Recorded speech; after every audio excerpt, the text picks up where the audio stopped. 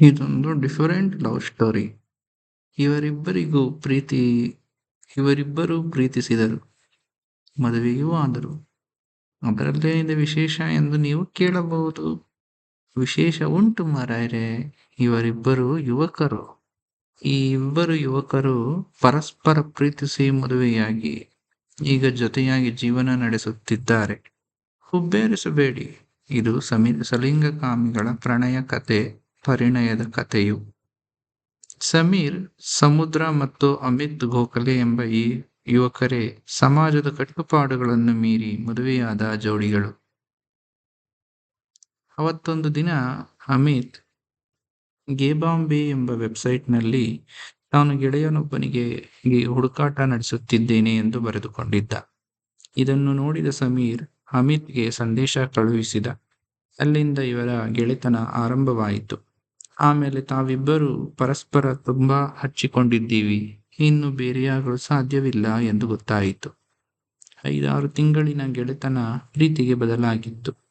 ತಾವು ಗೆಳೆತನದಿಂದ ಇನ್ನೊಂದು ಹಂತಕ್ಕೆ ಹೋಗುತ್ತಿದ್ದೇವೆ ಎಂದು ಗೊತ್ತಾದಾಗ ಅದನ್ನು ಸ್ವೀಕರಿಸಲು ಇಬ್ಬರೂ ತಯಾರಿದ್ದರು. ನಾವ್ಯಾವಾಗ ಪ್ರೀತಿಯಲ್ಲಿ ಬಿದ್ದುವು ಎಂಬುದೇ ಗೊತ್ತಾಗಲಿಲ್ಲ ಎನ್ನುತ್ತಾರೆ ಸಮೀರ್. ಅಮಿತ್ ನನ್ನನ್ನು ಹೊರಗಡೆ ಕರೆದುಕೊಂಡು ಹೋಗಿದ್ದರು. ಅದು ತುಂಬಾ ರೊಮ್ಯಾಂಟಿಕ್ ಆಗಿತ್ತು. ಆವಾಗ ಅಮಿತ್ ಕ್ಲೀವೆಲ್ಯಾಂಡ್ನಲ್ಲಿ ವಿದ್ಯಾರ್ಥಿಯಾಗಿದ್ದ. ಮೆಕ್ಸಿಕನ್ ರೆಸ್ಟೋರೆಂಟ್ನಲ್ಲಿ ಡೇಟ್ ಫಿಕ್ಸ್ ಮಾಡಿದ್ದು. ಸಮೀರ್ಗಾಗಿ ಕ್ಯೂಟ್ ಆಗಿರುವ ಇನ್ವಿಟೇಷನ್ ಅನ್ನು ಅಮಿತ್ ರೆಡಿ ಮಾಡಿದ್ದ. ಮಾತ್ರವಲ್ಲದೆ ತನ್ನ ಸಂಗಾತಿ ಸಮೀರ್ಗಾಗಿ ಕಾರ್ಡ್ ಮತ್ತು ಹೂಗುಚ್ಛವನ್ನೂ ತಂದಿದ್ದ. ಅವನ ಪ್ರೀತಿ ವಾತ್ಸಲ್ಯ ನೋಡಿ ನಾನು ಫಿದಾ ಆಗಿಬಿಟ್ಟೆ ಎಂದು ತಮ್ಮ ಫಸ್ಟ್ ಡೇಟ್ ಬಗ್ಗೆ ಸಮೀರ್ ಹೇಳ್ತಾನೆ. ಸಮೀರನ್ನು ಪ್ರೀತಿಯಿಂದ ಲಾಡು ಎಂದು ಕರೆಯುವ ಅಮಿತ್ಗೆ ಸಮೀರ್ ಬಗ್ಗೆ ಹೇಳಲು ಸಾಕಷ್ಟಿವೆ. ಆತನ ಮುದ್ದಾದ ನಗು, ಚಂದದ ಕಣ್ಣು ಮತ್ತು ತುಂಟಾಟಿಕೆ ನನಗೆ ಬಹಳ ಇಷ್ಟವಾಯಿತು. ಆತ ನನ್ನ ಒಳ್ಳೆಯ ಗೆಳೆಯ ಮತ್ತು ಸಲಹೆಗಾರ. ಇನ್ನೊಬ್ಬರಿಗೆ ಸಹಾಯ ಮಾಡಲು ಆತ ಸದಾ ಮುಂದಿರುತ್ತಾನೆ.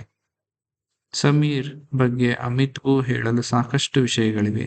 ಅವನೊಬ್ಬ ತುಂಬಾ ವಿನಯವಂತ ವ್ಯಕ್ತಿ ಮಾತ್ರವಲ್ಲದೆ ನನ್ನ ಬಗ್ಗೆ ತುಂಬಾನೇ ಕಾಳಜಿ ವಹಿಸುತ್ತಾನೆ. ಜೀವನೋತ್ಸಾಹ ತುಂಬಿ ತುಳುಕುತ್ತಿರುವ ಅವನು ತನ್ನ ಪ್ರೀತಿಯನ್ನು ವ್ಯಕ್ತಪಡಿಸಲು ನಾಚಿಕೊಳ್ಳುವುದಿಲ್ಲ. ನಾವಿಬ್ಬರೂ ಜೊತೆಯಾಗಿ ವಾಸಿಸತೊಡಗಿದರೂ ಮದುವೆಯಾಗುವುದು ಅಷ್ಟು ಸುಲಭದ ವಿಷಯವಾಗಿರಲಿಲ್ಲ. ಮನೆಯವರು ಈ ವಿಷಯ ತಿಳಿದಾಗ ಜರ್ಜರಿತರಾಗಿಬಿಟ್ಟರು. ಅವರ ಮನವೊಲಿಸಿ ಮದುವೆಯಾಗಬೇಕಾದರೆ 3-4 ವರ್ಷ ಕಳೆಯಬೇಕಾಯಿತು. ನಮ್ಮ ಸಂಬಂಧದ ಬಗ್ಗೆ ಹಾಗೂ ಮುಂದೇನಾಗುತ್ತದೆ ಎಂಬುದು ನಮಗೆ ಗೊತ್ತಿತ್ತು. ಭಾರತೀಯ ಕುಟುಂಬಗಳಲ್ಲಿ ಸಲಿಂಗಿಗಳನ್ನು ಯಾವ ರೀತಿ ನೋಡುತ್ತಾರೆ ಎಂಬುದರ ಬಗ್ಗೆ ಸ್ಪಷ್ಟ ಅರಿವಿತ್ತು. ನಮ್ಮ ವಿಷಯ ಹೇಳಿದಾಗ ಸಮೀರ್ನ ಮನೆಯವರು ಮೊದಲಿಗೆ ಬೇಸರ ವ್ಯಕ್ತಪಡಿಸಿದರು. ಆಮೇಲೆ ಎಲ್ಲವನ್ನೂ ಅರ್ಥ ಮಾಡಿಕೊಂಡರು. ಸಮೀರ್ನ ಸಹೋದರಿ ಮತ್ತು ಆಕೆಯ ಗಂಡ ನಮ್ಮ ಬೆಂಬಲಕ್ಕೆ ನಿಂತರು. ಆದರೆ ನನ್ನ ಮನೆಯಲ್ಲಿ ಹಾಗಿರಲಿಲ್ಲ. ಅವರು ಅತ್ತು ಕರೆದು ಈ ಸಂಬಂಧ ಬೇಡವೇ ಬೇಡ ಎಂದು ನಿರಾಕರಿಸಿದರು. ಅಲ್ಲಿ ಯಾರೊಬ್ಬರೂ ನನ್ನ ಪರವಾಗಿ ಮಾತನಾಡುವವರಾಗಲಿ ಬೆಂಬಲ ನೀಡುವವರಾಗಲಿ ಇರಲಿಲ್ಲ. ಆವಾಗ ಸಮೀರ್ ನನ್ನ ಮನೆಯವರಿಗೆ ವಿಷಯವನ್ನು ತಿಳಿಸಿದ. ಸಲಿಂಗಕಾಮವೆನ್ನುವುದು ತಪ್ಪೇನಲ್ಲ, ಇದೆಲ್ಲ ಸಾಮಾನ್ಯ ವಿಷಯಗಳೇ ಎಂದು ಅವರಿಗೆ ಮನವರಿಕೆ ಮಾಡಿಕೊಡಲು ಮನಃಶಾಸ್ತ್ರಜ್ಞರ ಸಹಾಯವನ್ನೂ ನೀಡಿದ. ಹೀಗೆ ನಮ್ಮ ಮನೆಯವರು ನಮ್ಮ ಮದುವೆಗೆ ಒಪ್ಪಿಗೆ ನೀಡಲು 3-4 ತಿಂಗಳು ತೆಗೆದುಕೊಂಡರು ಎನ್ನುತ್ತಾರೆ ಅಮಿತ್. ಏಪ್ರಿಲ್ 21, 2009 ಸಮೀರ್ನ ಹುಟ್ಟುಹಬ್ಬ. ಅದೇ ದಿನ ಅಮಿತ್ ಸಮೀರನ್ನು ಮದುವೆ ಪ್ರಪೋಸ್ ಮಾಡಿಬಿಟ್ಟ. ಸಮೀರ್ ಹೂ ಅಂದ. ಮದುವೆ ತಯಾರಿಗೆ 1 ವರ್ಷ ತೆಗೆದುಕೊಂಡರು. ಕುಟುಂಬದ ಸದಸ್ಯರು ಮತ್ತು ಆಪ್ತರು ಸೇರಿ ಮಹಾರಾಷ್ಟ್ರದ ಸಂಪ್ರದಾಯ ಪ್ರಕಾರ ಸೆಪ್ಟೆಂಬರ್ 18, 2010 ಇಂಡಿಯಾನಾ ಕೊಲಂಬಸ್ನಲ್ಲಿ ನಮ್ಮ ಮದುವೆ ಮಾಡಿದರು. ನಾವಿಬ್ಬರೂ ಮೊದಲ ಬಾರಿಗೆ ಭೇಟಿಯಾದದ್ದು ಇಲ್ಲಿಯೇ. ಆದ್ದರಿಂದ ಆ ಜಾಗ ನಮಗೆ ತುಂಬಾ ವಿಶೇಷವಾಗಿತ್ತು. ನಮ್ಮ ಮದುವೆಯಲ್ಲಿ ಕುಟುಂಬದ ಸದಸ್ಯರು, ಸಹೋದ್ಯೋಗಿಗಳು ಹಾಗೂ ಗೆಳೆಯರು ಸೇರಿದಂತೆ ಒಟ್ಟು 60-70 ಮಂದಿ ಭಾಗವಹಿಸಿದ್ದರು. ನಮ್ಮಿಬ್ಬರ ಮದುವೆ ಅದು ನಮ್ಮ ಜೀವನದಲ್ಲಿ ಅತಿ ಮಧುರವಾದ ಗಳಿಗೆ ಎಂದು ಸಮೀರ್ ಹೇಳಿದರು. ನಾನು ಪ್ರೀತಿಸಿದವನನ್ನು ನಾನು ಮದುವೆಯಾಗಿದ್ದೀನಿ. ನಾನು ತುಂಬಾ ಅದೃಷ್ಟವಂತ ಎಂದು ಅಮಿತ್ ಖುಷಿಯನ್ನು ವ್ಯಕ್ತಪಡಿಸುತ್ತಾರೆ. ಈ ಹಿಂದೆಯೂ ಜೊತೆಯಾಗಿದ್ದ ಸಮೀರ್ ಅಮಿತ್ ಜೀವನ ಮದುವೆಯಾದ ನಂತರವೂ ಹಾಗೇ ಮುಂದುವರೆದಿದೆ. ಇಬ್ಬರು ಮನೆಯ ಕೆಲಸಗಳನ್ನು ಹಂಚಿಕೊಳ್ಳುತ್ತಾರೆ. ಮದುವೆಯಾದ ಗಂಡ ಹೆಂಡತಿ ಹೇಗೆ ಜವಾಬ್ದಾರಿಯನ್ನು ಹಂಚಿಕೊಳ್ಳುತ್ತಾರೋ ಅದೇ ರೀತಿ. 2010ರಲ್ಲಿ ಸಮೀರ್ ಮತ್ತು ಅಮಿತ್ ಮದುವೆಯಾದಾಗ ಸಲಿಂಗ ವಿವಾಹ ಇಂಡಿಯಾದಲ್ಲಿ ನಿಷೇಧಕ್ಕೊಳಪಟ್ಟಿತ್ತು. ಇದಾಗಿ 4 ವರ್ಷಗಳ ನಂತರ ಇಂಡಿಯಾನಾದಲ್ಲಿ ಸಲಿಂಗ ವಿವಾಹಕ್ಕೆ ಗ್ರೀನ್ ಸಿಗ್ನಲ್ ದೊರಕಿತು. ಸಮೀರ್ ಅಮಿತ್ ಕೂಡಿ ಬಾಳುವುದಕ್ಕಾಗಿ ಜೂನ್ 15, 2014ರಂದು ಪೆನ್ಸಿಲ್ವೇನಿಯಾದ ಪಿಟ್ಸ್ಬರ್ಗ್ನಲ್ಲಿ ಮತ್ತೊಂದು ವಿವಾಹವಾಗಿ ಕಾನೂನು ರೀತಿಯಲ್ಲಿ ದಂಪತಿಗಳಾದರು. 11 ವರ್ಷ ಜೊತೆಯಾಗಿದ್ದುಕೊಂಡು ಆನಂತರ ಭಾರತ ಸಂಪ್ರದಾಯದಂತೆ ಹೆತ್ತವರ ಮುಂದೆ ಮದುವೆಯಾಗಿದ್ದ ಈ ಜೋಡಿ ಆಮೇಲೆ ಕಾನೂನು ರೀತಿಯಾಗಿ ಮದುವೆಯಾಗಿ ಒಂದಾದರು.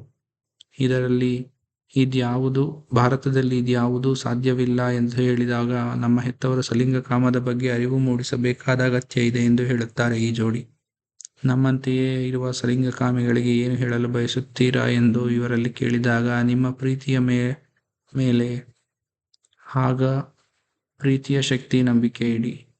ಯಾವತ್ತೂ ಸೋಲೊಪ್ಪಿ ಹಿಂದೆ ಸರಿಯಬೇಡಿ. ಇಬ್ಬರ ನಡುವಿನ ಪ್ರೀತಿ, ಜತೆಗೆ ಗೌರವ, ಸಂವಹನ ಇದ್ದರೆ ಎಲ್ಲವನ್ನೂ ಜಯಿಸಬಹುದು ಎಂಬುದು ಸಮೀರ್ ಮಾತು.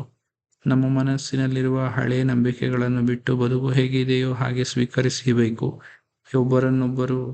ಇನ್ನೊಬ್ಬರ ಮಾತು ಕೇಳುವ ಮುನ್ನ ನಾವು ಮತ್ತು ನಮ್ಮ ಹೃದಯದ ಮಾತು ಕೇಳಬೇಕು ಎನ್ನುತ್ತಾರೆ ಅಮಿತ್. ಅಮೆರಿಕದಲ್ಲಿ ನೆಲೆಸಿರುವ ಈ ಜೋಡಿಗೆ ಮುಂದೊಂದು ದಿನ ಭಾರತದಲ್ಲಿಯೂ ಸಲಿಂಗ ವಿವಾಹಕ್ಕೆ ಅಪ್ಪಣೆ ದೊರೆಯಬಹುದು ಎಂಬ ವಿಶ್ವಾಸವಿದೆ. ಕಾಮಸೂತ್ರದ ರಚನೆ ಭಾರತದಲ್ಲಾಗಿದ್ದರೂ ಸಲಿಂಗಕಾಮದ ಬಗ್ಗೆ ಮಾತನಾಡುವ ಜನ ಹಿಂದೇಟು ಹಾಕುತ್ತಾರೆ. ಭಾರತ ಸಂಸ್ಕೃತಿಯಲ್ಲಿ ಅದೆಷ್ಟೋ ಬದಲಾವಣೆಗಳು ಬಂದಿವೆ. ಮುಂಬರುವ ದಿನಗಳಲ್ಲಿ ಸಲಿಂಗ ವಿವಾಹವನ್ನು ನಮ್ಮ ಸಂಸ್ಕೃತಿ ಸ್ವೀಕರಿಸಿ ತಯಾರಾಗಬಹುದು ಎಂದು ಅಮಿತ್ ಸಮೀರ್ ವಿಶ್ವಾಸ ವ್ಯಕ್ತಪಡಿಸುತ್ತಾರೆ. ಲೈಕ್ ಮಾಡಿ, ಶೇರ್ ಮಾಡಿ, ಕಾಮೆಂಟ್ ಮಾಡಿ ಫ್ರೆಂಡ್ಸ್.